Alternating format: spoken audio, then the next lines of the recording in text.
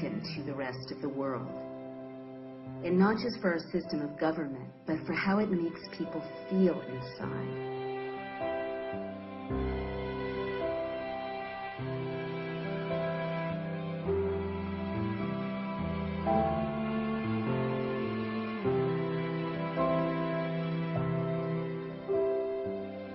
What do you love about America?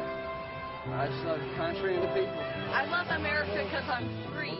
Tell me what you love about America. Everything.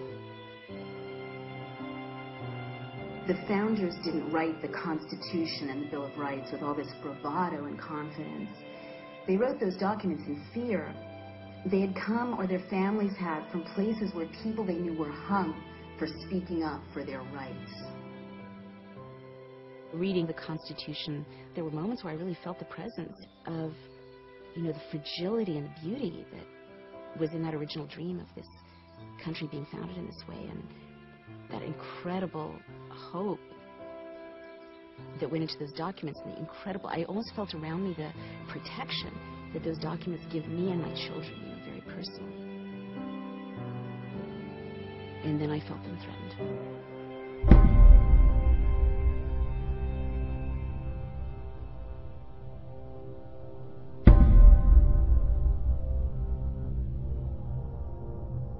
America and our friends will meet this threat with every method at our disposal. FBI, police, open up! A new report says the president and his advisors are still making anti-terrorism policy on the fly. Police in Washington, D.C. have put in place an army of surveillance cameras. There was a request from the White House as to the possibility of replacing all the United States attorneys. We don't torture people. Let me say that again to you. We don't torture people. Preventing mass terror will be the responsibilities of presidents far into the future.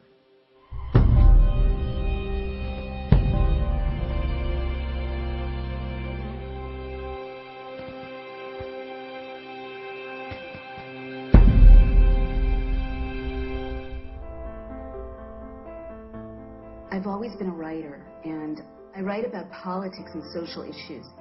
Naomi is the author of several books, including the 90s feminist classic, The Beauty Myth. What's your name? And I love that I live in a country where I can express my views without fear. But I wrote The End of America because I saw that changing. Best-selling author Naomi Wolf's latest book is called The End of America. My guest is Naomi Wolf.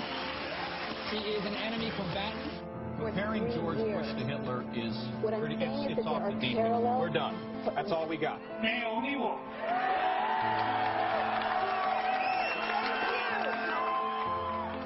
I started having conversations around the country, talking with people at town meetings.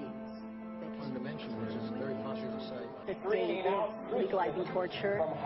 This is becoming a police state. They carried out terrorist attacks. Yeah, I'm actually familiar with some. Oh, geez, yeah.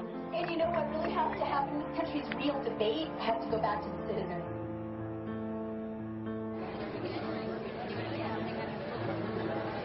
Traveling around America to warn people of this threat, I felt so strongly how each of us has a role to play in standing up for the Constitution. And I was really moved at how people from every walk of life wanted to stand up and fight.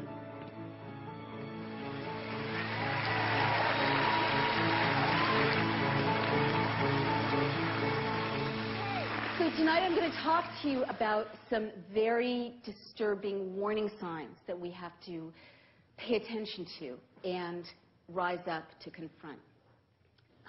I wrote this book in a kind of desperate heat and haste last year because of an emergency I saw that we were facing.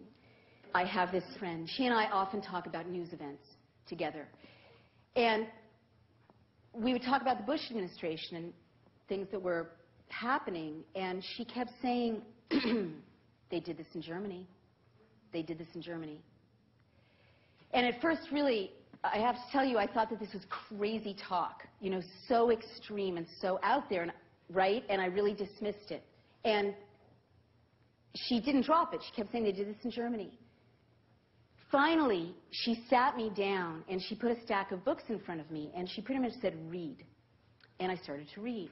And as I read, literally my hair stood on end because sound bites and images and phrases were leaping off the pages and were current in the discourse around us. Little echoes from things like Homeland, the Department of Homeland Security. It used to be called domestic security, right? Homeland, Heimat, is a word that became current in National Socialist discourse in about 1931-32. The National Socialists pioneered the practice of unloading the war dead off of trains in the darkness of night so people wouldn't know the extent of the war dead. The media couldn't take pictures. This administration has also unloaded the war dead from Iraq off the planes in the middle of the night, a departure from practice. Blackwater, there was a paramilitary organization called Schwarze Wasser. And I realized from my reading that intently, strategically, systematically, a small group of people set out to undermine the Constitution, opening the door for the horror to come. And so what became so clear to me from my reading is that Germany in those years wouldn't have looked so different from today. I mean, we, tend to think, oh, Nazi Germany, it's like a Leni Riefenstahl film. But in fact, Germany in 1930, 31, 32 had gay rights organizations and human rights organizations and feminist organizations. It had celebrities. It had all kinds of newspapers, all kinds of debate, all kinds of dissent. It was a modern state. I didn't stop with Germany. I started to read about Stalin's Russia and Mussolini's Italy. East Germany in the 50s. Czechoslovakia in the 60s. Pinochet's coup in Chile in 73. And the Chinese crackdown on the democracy protesters at the end of the 80s. Same things recur again and again and again. Little subversions of people's rights, little constitutional changes. And I saw that the great dictators learned from one another what was essentially a blueprint for closing down an open society. And then it became clear to me that this blueprint is simple. It consists of 10 steps, 10 clear steps.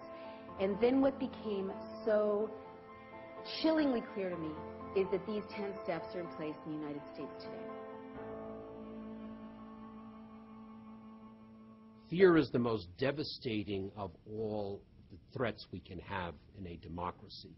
The language of fear will cause ordinary, decent people to do things that's not in their character.